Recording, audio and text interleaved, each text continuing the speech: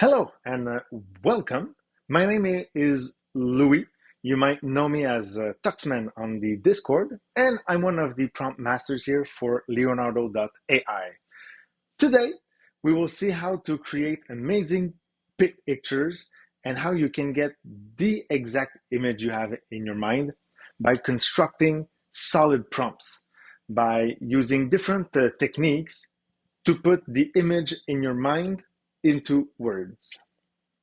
So today we'll be going over different topics. First, we'll see the basic prompt structures or how to build a prompt logically. Then we'll see the power of words or how to choose better terminology and how to better describe what you have in mind. Then we'll see some buttons and settings that you can use to have the system better follow the prompt we give it. And at the end, we'll do an interactive demo where we'll take a very complicated prompt, simplify it, and make it the perfect prompt for the picture we have in mind. Before going further, one of the most important questions, of course, is why? Why would you take the time to learn how to build a good prompt? There's nothing wrong with building a very, very complicated and long prompt and just seeing what the system gives you back. It's a great way to experiment and explore and sometimes have really great results. The thing is that you cannot predict what you will get. So if you have an exact goal in mind, you know what you want the final picture to look like, this is the video for you. So first, when we talk about a prompt, we'll see the basic prompt structure. One detail to keep in mind is that the order is important. The first words in the prompt will be the most important. They will have the more weight, which means that they will be the ones that have a higher chance of impacting the rest of the picture. So how I go about it, I usually put the style first. The reason is I want to make sure that the picture will have that distinctive style that I want it to have. It could be a painting, photographed, vector art, or Saturday morning cartoon. Then will come the subject. What do I want to see in that picture? The characters, the objects, the scene. I will describe it as the subject, and at the end, I will put the details. The details are usually information about the composition, the lighting, the colors. I will try to add them at the end, and I can also slip in some more styles, some secondary styles that I want to guide the picture towards, but that is not as important as the primary style. Just to give an example, you can see here, I have the two pictures at the top. I put the subject first, two pictures at the bottom. I put the style first. So you can see that since at first I said I wanted pictures of Leonardo da Vinci, the system, for whatever reason, decided that, oh boy, I will give you all the Leonardos that you want. I'll give you your tokens worth of Leonardos. Then the bottom, since I put the style first, it better understood that the focus was on the presentation. But a second detail that's important is that the length is important. What do I mean by that? In the prompts, you have about a maximum of 75 words that are going to be used. And I say about 75 because in truth, they are called word tokens.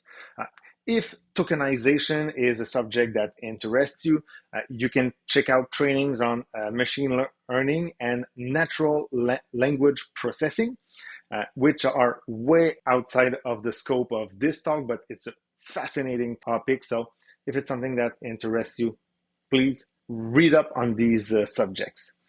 But for now, let's keep a general idea that there's a maximum of about 75 words. You can absolutely put in a longer prompt. It's just that past that, the system will pick and choose at random different words. So each time you cannot predict what it will look like, and you can have different generations each time. As an example, if I have a really long prompt with lots of words, every time I'll have different presentations, and you can see that each pictures are very different from each other. But as we saw with the style example with a very short prompt, but as we saw with the style example with a very short prompt, we had two pictures that look very similar, especially, well, the bottom.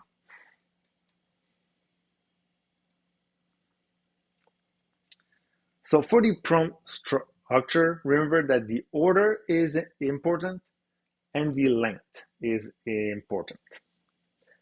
But now, what do we fill our prompts with? We come to the power of words.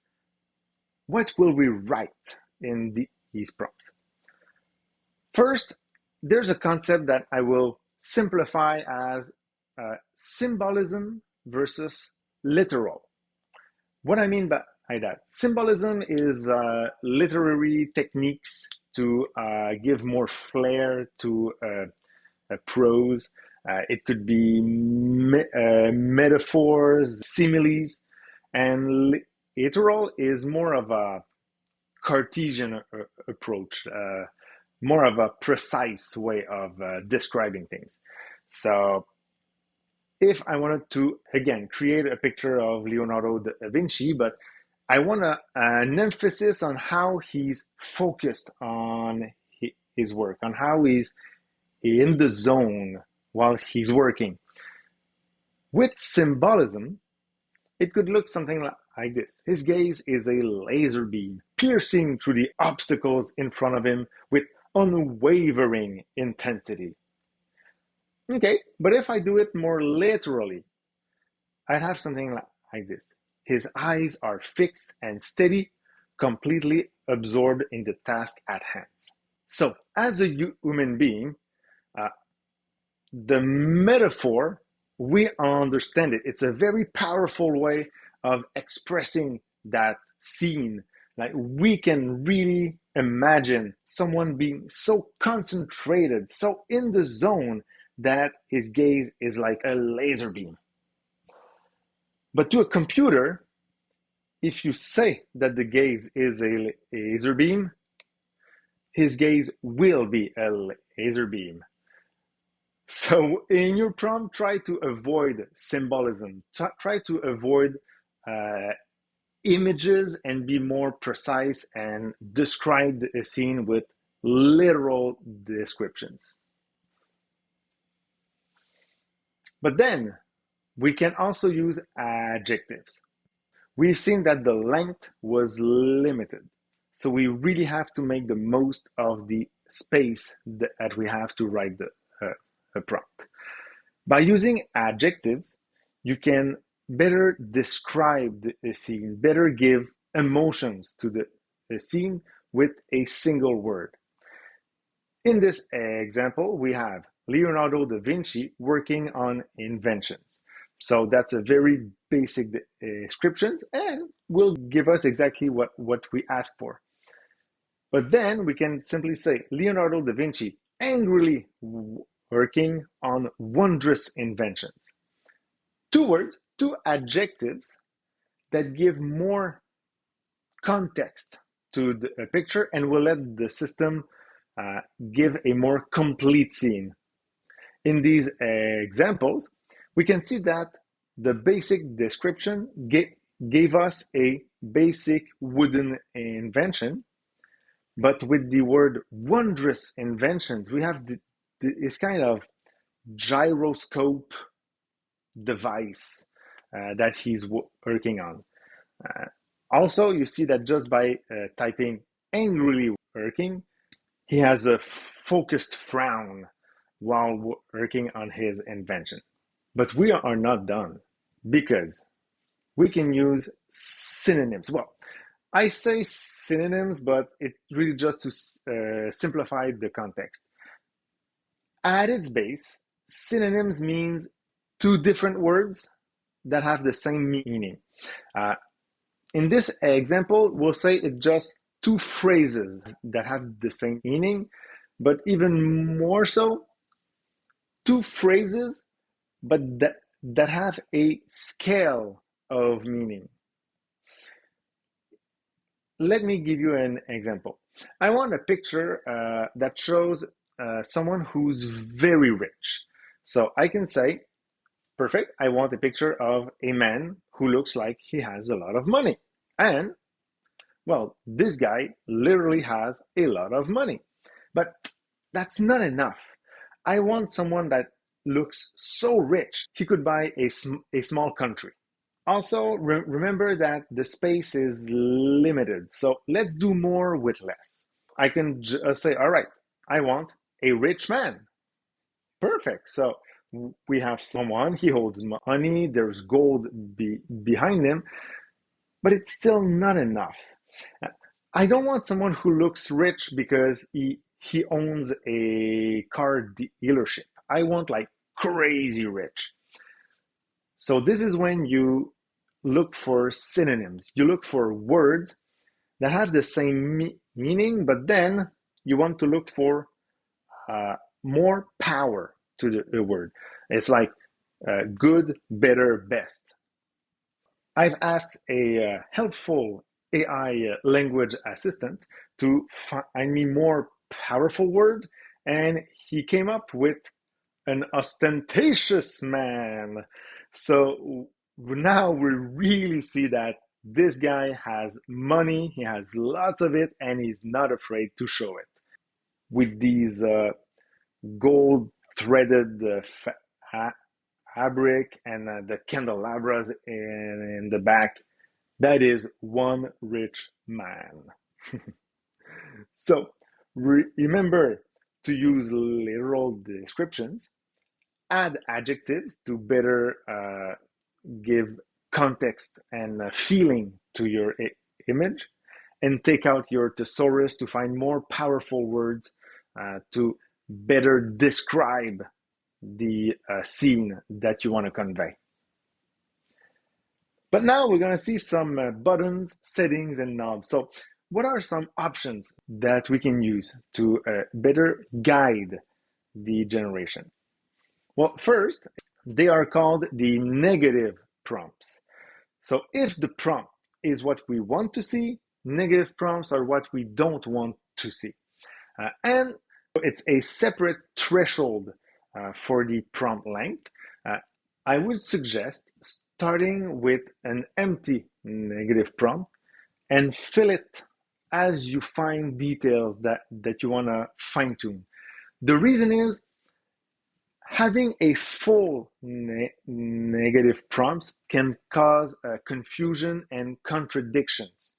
So let's say you want a lady with a tattoo on her face, but in the negative prompts, you have like deformed or blurred face. Uh, these could contradict the result that we want. And if it's a really long negative prompt, uh, it can be hard to find where the problem is.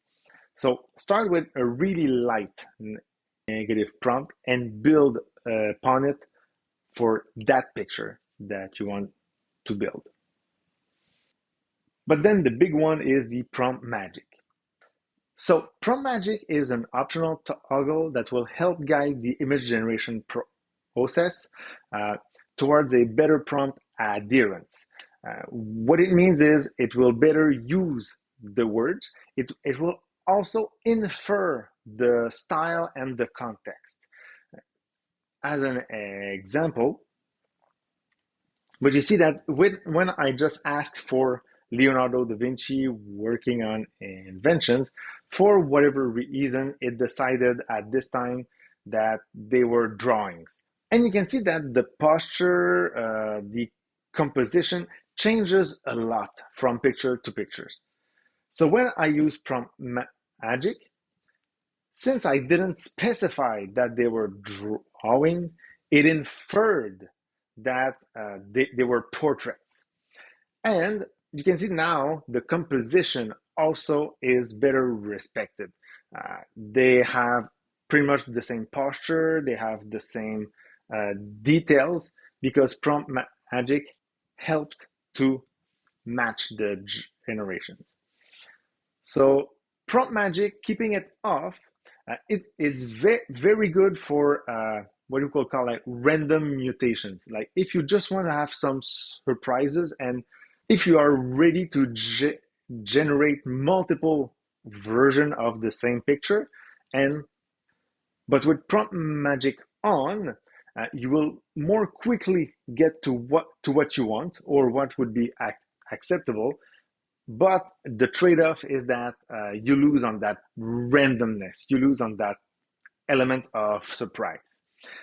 Also, keep in mind that prompt magic will double the token cost of the generation.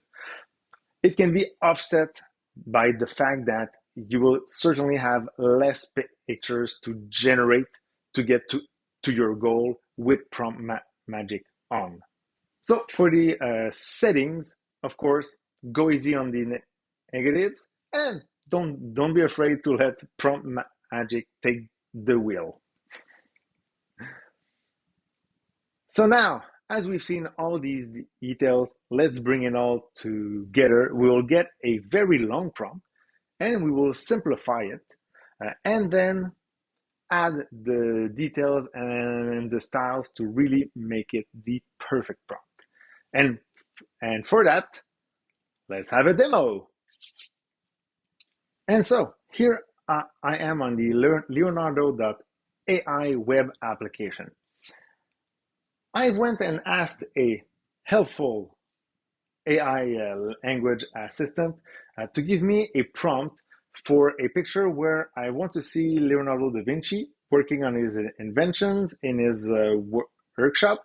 I want this really nice morning light, and I want to see a backdrop of an ancient Italian city behind him.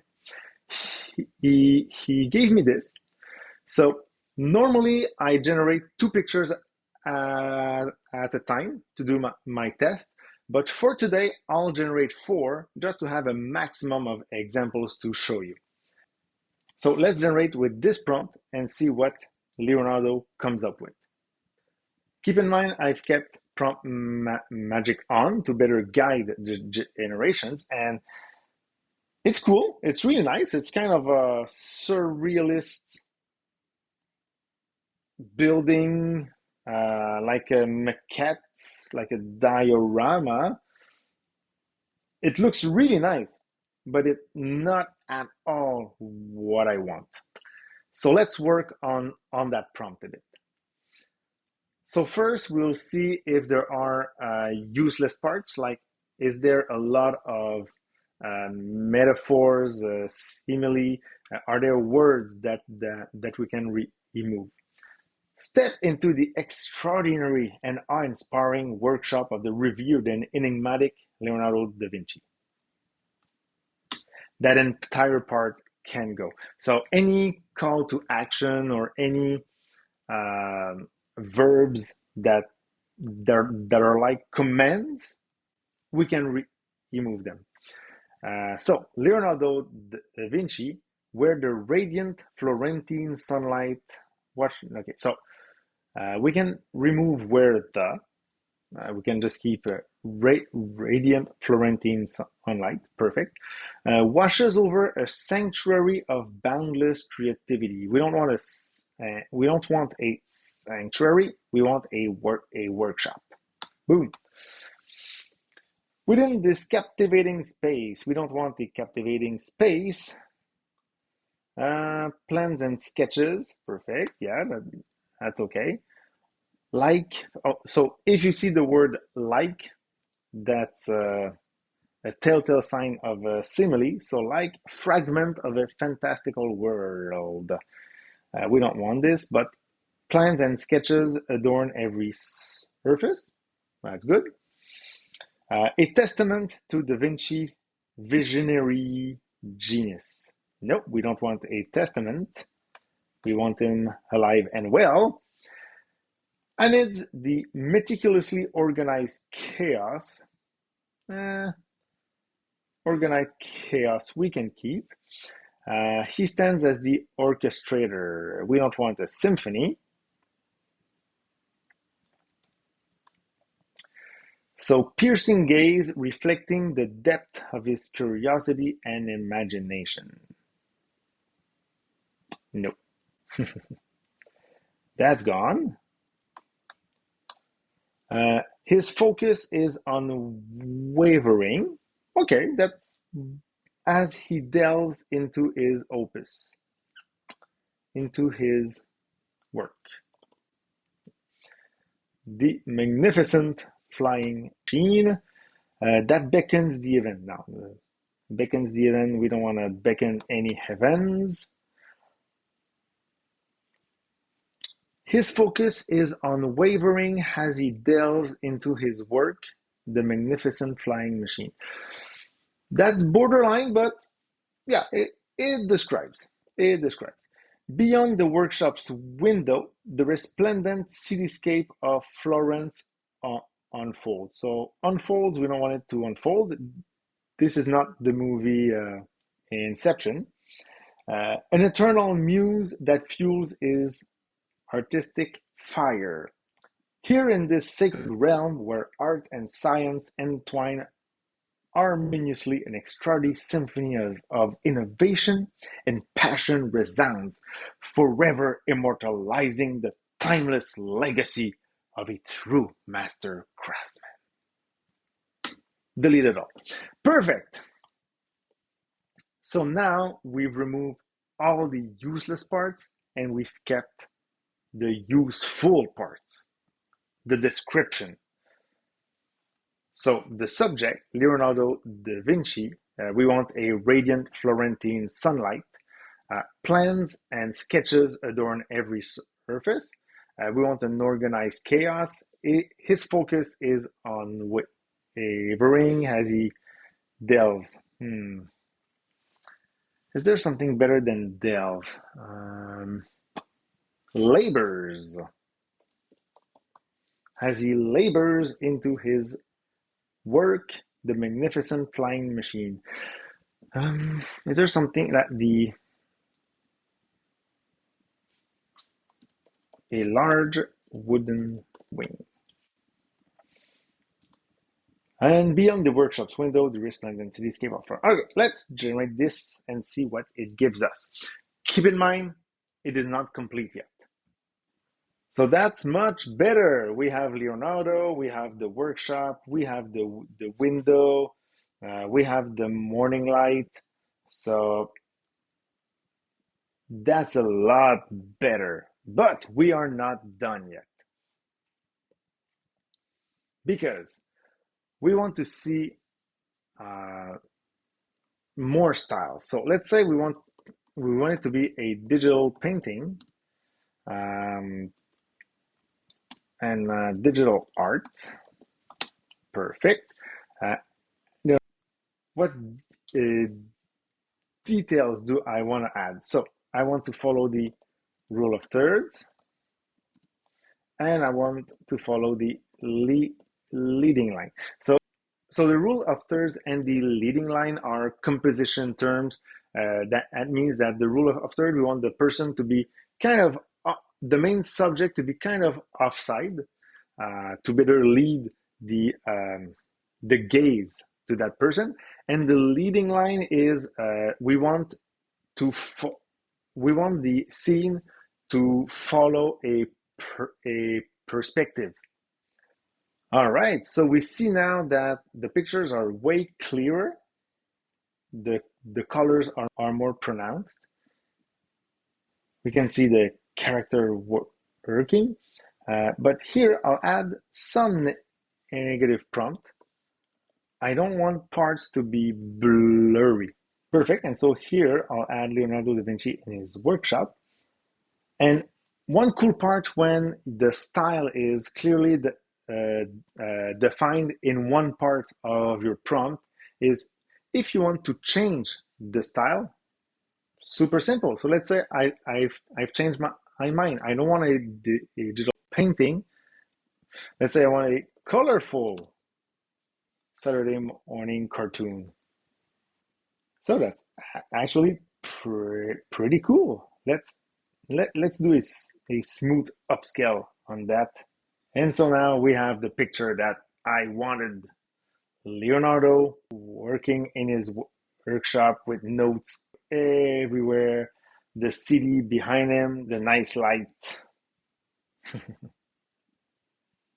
and his wooden wing in front of him. So remember that to get to this point, we saw a couple of tools and techniques. So the basic prompt structures, the power of words, and the settings we can use to guide the generation to our intended goal. If you have questions, please reach out to me on the Discord. You can find me as TuxMan. And also, we have the entire team of prompt masters will be happy to help you and answer questions. And please, if you've shared art with these techniques, I want you to share them and ping me in the Discord so I can have a look at them and we can discuss. It will be my pleasure. And with this, I thank you for your participation and I will see you very soon.